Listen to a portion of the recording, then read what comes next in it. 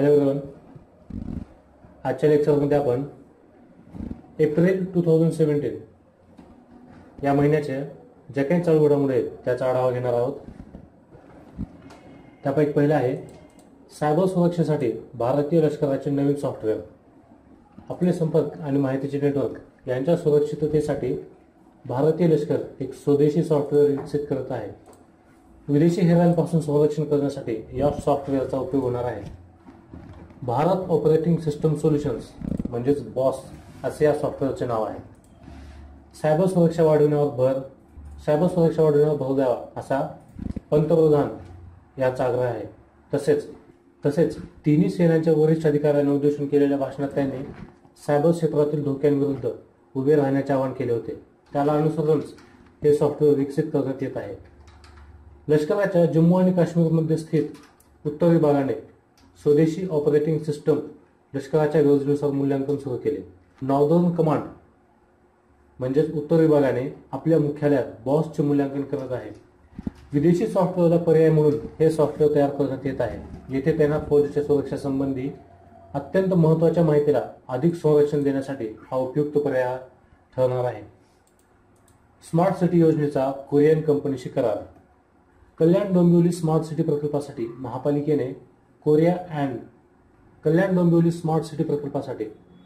महापालिकेने Korea land housing corporation या सरकारी कंपनीशी सामंजस्य करार केला आहे. ही कंपनी महापालिकेस स्मार्ट सिटी प्रकल्पाकरिता तांत्रिक व आर्थिक अशी मदत पुरवणार आहे. कोरिया सरकार 4,000 कोटी रुपये अर्थसहाय्य देणार आहे. त्यामुळे प्रकल्प अधिक गतिमान होणार आहे.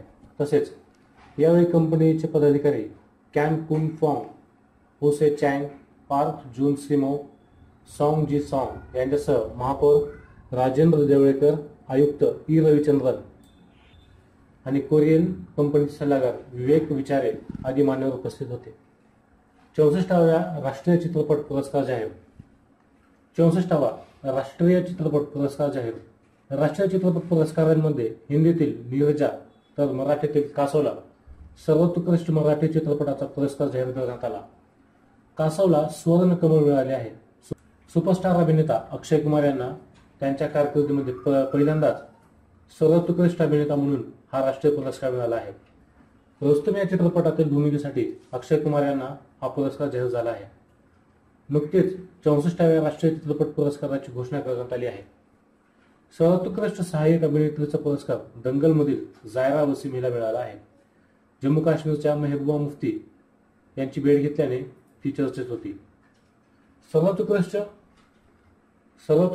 स्पेशल इफेक्टचा पुरस्कार शिवायला मिळाला आहे.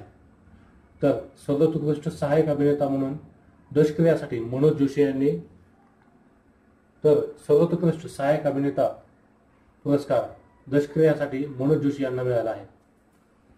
व्हेंटिलेटर या चित्रपटाला सर्वोत्कृष्ट व्हिडिओ रेकॉर्डिंग, साऊंड मिक्सिंग यासाठी पुरस्कार मिळाला आहे. तर सर्वोत्कृष्ट बाल चित्रपटाचा पुरस्कार धडक या चित्रपटाला मिळाला आहे. भारताकडून बांगलादेशाला अर्थसहाय्य. बांगलादेशमधील विविध विकास कामांसाठी भारताने त्या देशास $4.5 अब्ज अर्थसहाय्य देऊ केले. याद्वारे बांगलादेशमधील विविध पायाभूत सुविधांच्या प्रकल्पांमध्ये गुंतवणूक केली जाणार आहे. बांगलादेशच्या पंतप्रधान शेख हसीना आणि भारतीय पंतप्रधान नरेंद्र मोदी यांनी 8 एप्रिल रोजी 22 करारांवर स्वाक्षऱ्या केल्या. पंतप्रधान मोदी म्हणाले की बांगलादेशचा सर्वांगीण विकास होण्यासाठी भारताने नेहमीच प्रयत्न केले आहेत. भारत हा बांगलादेशचा विकासातील विश्वासू साथीदार आहे. बांगलादेशमध्ये IT, सायबर सुरक्षा, अवकाश विज्ञान आणि अणुऊर्जेच्या क्षेत्रामध्ये भारत सहकार्य करू इच्छितो. पंतप्रधान नरेंद्र मोदी आणि शेख हसीना या दोघांनी व्हिडिओ लिंकच्या माध्यमातून कोलकाता ते ढाका या बस सेवेचेही उद्घाटन केले. गेल्या 7 वर्षात प्रथमच बांगलादेशच्या पंतप्रधान भारत दौऱ्यावर आल्या होत्या. माननीय राष्ट्रपती प्रणब मुखर्जी यांकडून साक्षी मलिक आणि दीपा करमारकर यांना पद्मश्री प्रदान करण्यात आले. प्रतिष्ठेच्या समजल्या जाणाऱ्या पद्मश्री पुरस्कारांचे 13 एप्रिल रोजी राष्ट्रपती प्रणब मुखर्जी यांच्या हस्ते वितरण करण्यात आले. ऑलिम्पिक पदक विजेता साक्षी मलिक आणि जिम्नॅस्ट दीपा करमारकर यांच्यासह 75 जणांना पद्मश्री देण्यात आला. राष्ट्रपती भवनात हा पुरस्कार सोहळा पार पडला. जानेवारीमध्ये या पुरस्कार विजेत्यांची नावे घोषित करण्यात आली होती. पद्मविभूषण, पद्मभूषण आणि पद्मश्री असे 89 जणांना पुरस्कार घोषित करण्यात आले होते. यामध्ये 19 महिला आणि 70 पुरुषांचा समावेश होता. कला, शिक्षण, उद्योग, साहित्य, विज्ञान, क्रीडा, समाजसेवा आणि सार्वजनिक जीवनात उल्लेखनीय कामगिरी करणाऱ्यांना या पुरस्काराने सन्मानित करण्यात येते. इजिप्तमध्ये 3 महिने आणीबाणी लागू. इजिप्तमधील 2 चर्चमध्ये झालेल्या दहशतवादी बॉम्ब हल्ल्यात 45 लोक मृत्युमुखी पडले आहेत, तर 120 जण जखमी झाले आहेत. इजिप्तचे अध्यक्ष अब्देल फताह अल सिसी यांनी 3 महिन्यांचे आणीबाणी जाहीर केली आहे. तांता आणि अलेक्झांड्रिया या शहरांमध्ये हे बॉम्बस्फोट झाले होते. त्यानंतर अध्यक्ष सिसी यांनी अध्यक्षीय निवासस्थानी राष्ट्रीय संरक्षण परिषदेची बैठक बोलावली. त्यावेळी बोलताना त्यांनी 3 महिन्यांसाठी आणीबाणीची परिस्थिती जाहीर केली. येथे अल्पसंख्याक असणारे ख्रिश्चन पाम संडेचा सण साजरा करण्यासाठी चर्चमध्ये जमले असताना हा हल्ला करण्यात आला. पाम संडेचा दिवस ख्रिश्चन धर्मातील सर्वात पवित्र दिवसांपैकी एक मानला जातो. भारत इस्रायलकडून क्षेपणास्त्र खरेदी करणार आहे. भारतीय पंतप्रधान नरेंद्र मोदी यांनी जुलैमध्ये इस्रायलचा दौरा केला.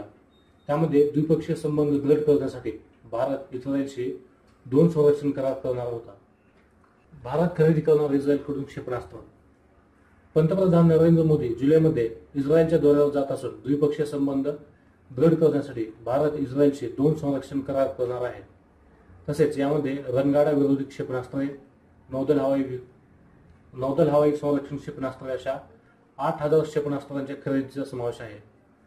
इस्रायलच्या लष्करी हार्डवेअरचा भारत सर्वात मोठा खरेदीदार देश आहे. दोन्ही देशांना बाह्य दहशतवादाचा धोका आहे. तसेच अमेरिका आणि इस्रायलचे मैत्रीपूर्ण संबंध लक्षात घेता मोदी इस्रायलचे संबंध वाढवण्यावर भर देत आहेत. भारत इस्रायलकडून रणगाडा विरोधी क्षेपणास्त्र स्पाइक आणि नौदलासाठी हवाई संरक्षण क्षेपणास्त्र बराक 8 ची खरेदी करणार आहे. भविष्य निर्वाह निधीवर व्याज मिळणार. भविष्य निर्वाह निधी म्हणजेच प्रॉव्हिडंट फंड पीएफ यावर 8.65% व्याज मिळण्याच्या कामगार मंत्रालयाच्या प्रस्तावाला अर्थ मंत्रालयाकडून हिरवा कंदील मिळाला आहे. 2016-17 या वर्षासाठी पीएफवर 8.65% व्याज मिळणार आहे. या निर्णयाचा फायदा देशातील 4 कोटी ईपीएफओ सदस्यांना मिळणार आहे. सदस्यांना व्याज मिळावे या दृष्टीने तुमच्याकडे प्रतिनिधी आहे की नाही याकडे लक्ष ठेवावे अशी सूचना अर्थ मंत्रालयाने कामगार मंत्रालयाला दिली आहे. पीएफवर 8.65% व्याज मिळावे अशी सूचना ईपीएफओ ट्रस्टीजने केली होती. हे व्याज कमी करावे असे अर्थ मंत्रालयाचे म्हणणे होते. व्याजदर वाढवल्यास सरकारी तिजोरीवर ताण पडेल असेही अर्थ मंत्रालयाचे म्हणणे होते.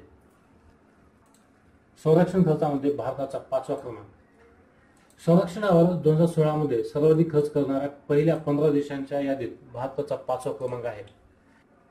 या अवधीत भारताच्या संरक्षणावरील खर्चात 8.5% वाढ झाली आहे असे स्टॉकहोम स्थित इंटरनॅशनल पीस रिसर्च इन्स्टिट्यूटने जारी केलेल्या अहवालात म्हटले आहे. या अहवालानुसार भारताने 2016 संरक्षणासाठी एकूण $55.9 अब्ज इतके खर्च केले होते. पहिल्या 15 मध्ये पाकिस्तान नाही. पाकिस्तानने 2016 $9.93 अब्ज खर्च केला होता. भारताच्या संरक्षण खर्चात लक्षणीय वाढ झाली आहे. 2016 अमेरिकेच्या संरक्षण खर्चात 1.7% तर चीनच्या खर्चात 5.4% वाढ झाली आहे. 2016 जगभरात संरक्षणावर सर्वाधिक खर्च करणाऱ्या 5 देशांमध्ये अमेरिका, चीन, रशिया, सौदी अरब आणि भारत या देशांचा समावेश आहे. इस्रोकडून शुक्र मिशनची तयारी सुरू.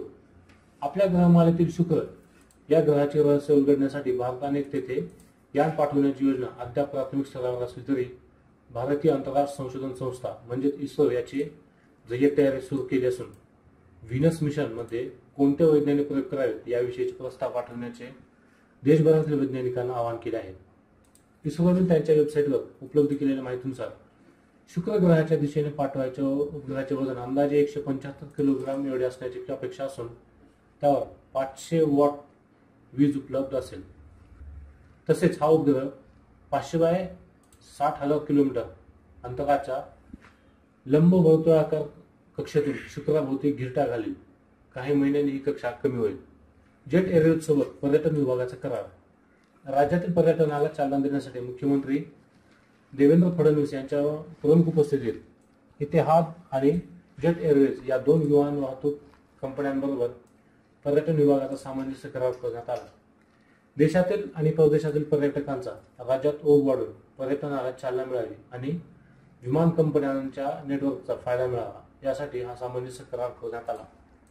मुख्यमंत्री म्हणाले की यंदाचे वर्ष व्हिजिट महाराष्ट्र 2017 म्हणून साजरे केले जात आहे.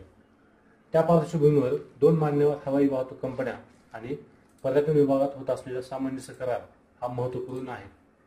या करारामुळे देश विदेशातील पर्यटकांना महाराष्ट्राची संस्कृती, येथील वेगळेपण, पर्यटन स्थळे इत्यादी पाहणे हे शक्य होणार आहे.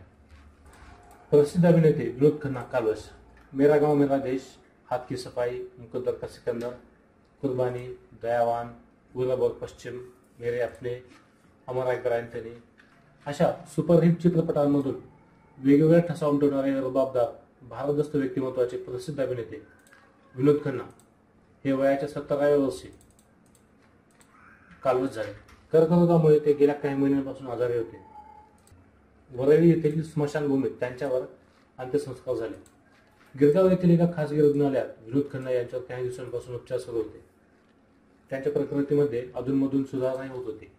देखणा रुबाबदार अभिनेता हरपला अशा शब्दात अनेकांनी त्यांना आदरांजली वाहिली. बॉलिवूडमधील अनेक कलाकारांनी रुग्णालय आणि त्यांच्या घरी धाव घेतली. काहींनी स्मशानभूमीत अंत्यदर्शन घेतले. येथे आपल्या एप्रिल महिन्यातील चालू घडामोडी संपतात. तुम्हाला आमचा व्हिडिओ आवडला असेल तर आमचे YouTube channel MPSC career academy याला सबस्क्राईब करा. धन्यवाद.